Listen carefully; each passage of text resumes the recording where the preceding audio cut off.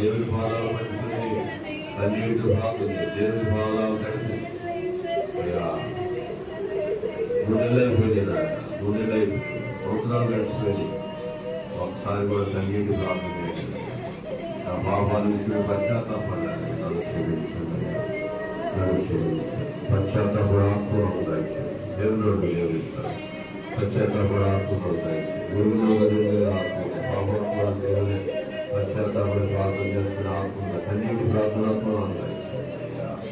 గురువులు నా భర్తను రక్షించండి, నా భర్తను రక్షించండి, నా కుమారులను రక్షించండి, నా కుమార్తెను రక్షించండి, కోడలను రక్షించండి, ఎవరిను రక్షించండి, కుమార్తెను రక్షించండి, నా తల్లిదండ్రులను రక్షించండి, అవధములను రక్షించండి, తోడుమాటలు రక్షించండి. మనం మన కుటుంబం అందరూ కూడా ప్రార్థించాలి. ఎంతమంది నీ కుటుంబంలో ఉన్నారు, మీ అన్నదమ్ములు ఉన్నారు, మీ అక్కచెల్లెలు ఉన్నారు, మీ తల్లిదండ్రులు ఉన్నారు, మీ బంధువులు ఉన్నారు, సోదరులు ఉన్నారు.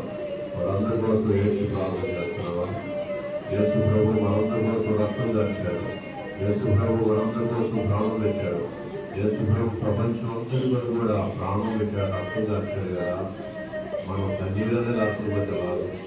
మన కోసం, మన పిల్లల కోసం, మన కుటుంబం కోసం కన్నీటితో ప్రార్థన చేయాలి. రక్తం దాచమని లేవు, కన్నీటితో ప్రార్థించాలి.